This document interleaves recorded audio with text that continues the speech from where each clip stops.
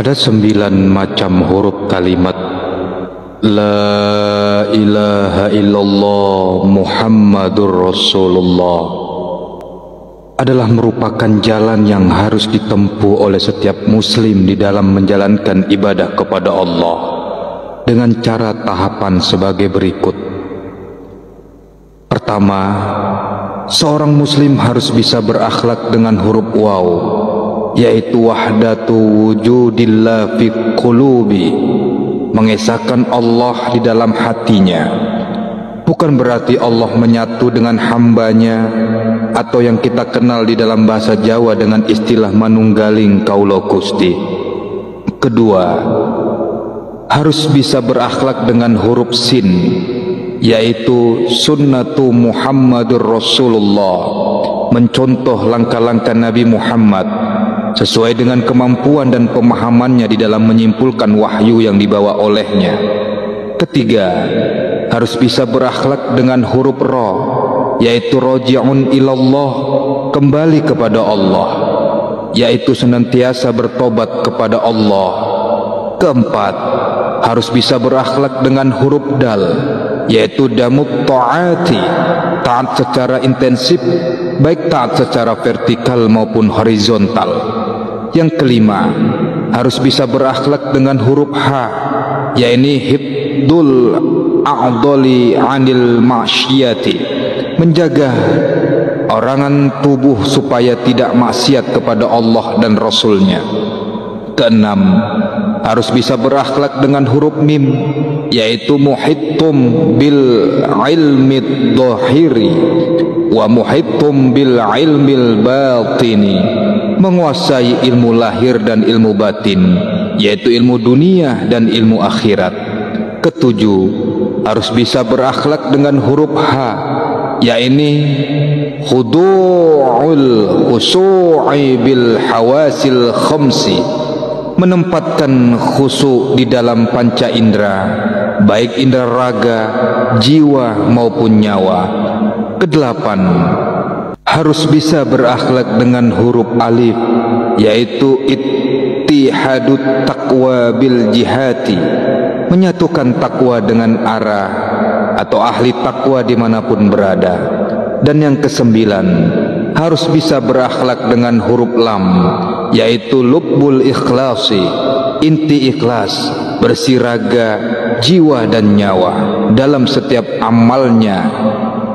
Jadi ketika kita melihat kalimat la ilaha illallah Muhammadur Rasulullah, kalau kita perhatikan dari huruf per huruf, dari waw, sin, roh, dal, ha, masing-masing satu huruf, sedangkan mim ada 2, ha ada 3, alif ada 6, dan lam ada 8. Jumlahnya 24 huruf.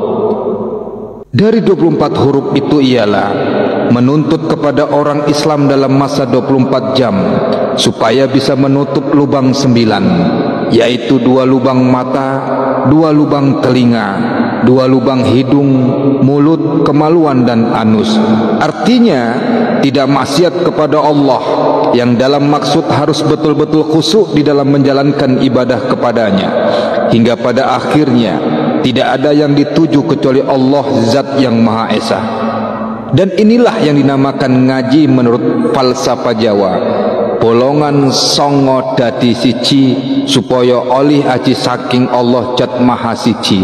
Maksudnya lubang 9 jadi 1, yakni ditutup rapat-rapat sehingga tidak maksiat kepada Allah, supaya mendapat kelebihan dari Zat yang Maha Esa. Jadi ringkasnya, huruf la ilaha illallah Muhammadur Rasulullah yang ada 9 itu adalah menuntut kepada 2 masalah yang ada di dalam tujuan ngaji, yaitu bisa menutup lubang 9 sehingga tidak maksiat kepada Allah dan Rasulnya, bisa mengamalkan ilmu yang dihasilkan dari ngaji tersebut.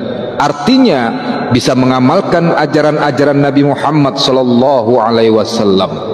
Kalimat la ilaha illallah Muhammadur Rasulullah jumlah kalimatnya ada 7, yaitu lafaz la, lafaz ilaha, lafaz illa, lafaz Allahu, lafaz Muhammadu, lafaz Rasulu, lafaz Allahi.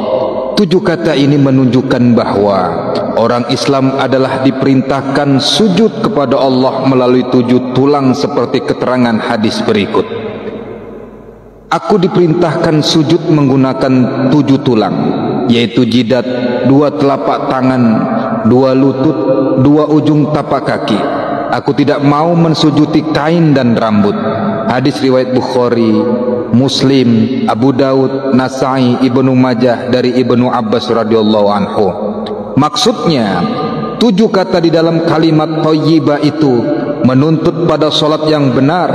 Artinya barang siapa ingin mendapatkan barokah, kebaikan-kebaikan yang senantiasa meningkat dari Allah melalui kalimat la ilaha illallah Muhammadar Rasulullah, maka ia harus mengerjakan salat 5 waktu yang sesuai dengan ajaran syariah Nabi Muhammad sallallahu alaihi wasallam.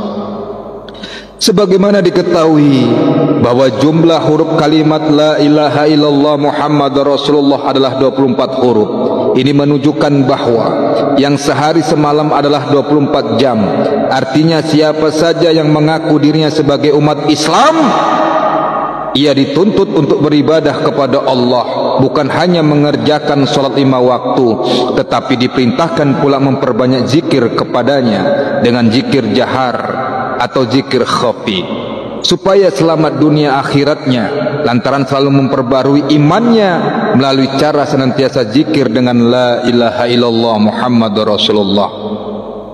Sebagaimana dijelaskan dalam hadis berikut, perbaharuilah iman kamu, yakni perbanyaklah ucapan la ilaha illallah Muhammadur Rasulullah. Hadis riwayat Ahmad, Hakim dari Abi Hurairah, dan diriwayatkan oleh Ibnu Abbas. Dia berkata, malam dan siang jumlah waktunya ada 24 jam. Kalimah la ilaha illallah Muhammadur Rasulullah, jumlah hurufnya ada 24. Barang siapa benar-benar bisa mengucapkan la ilaha illallah Muhammadur Rasulullah, maka setiap satu huruf bisa melebur dosa dalam masa 1 jam, sehingga satu dosa pun tidak akan tetap membahayakan kepada orang tersebut. Itu pun jika dia betul-betul mampu mengucapkannya setiap hari cukup 1 kali. Lihat kitab Kifayatul Atqiyah halaman 109. Maksudnya, jika orang muslim sudah bisa menggunakan akhlak kalimat tersebut, maka setiap satu huruf dari 24 huruf itu bisa melebur dosa dalam masa 1 jam dengan izin Allah.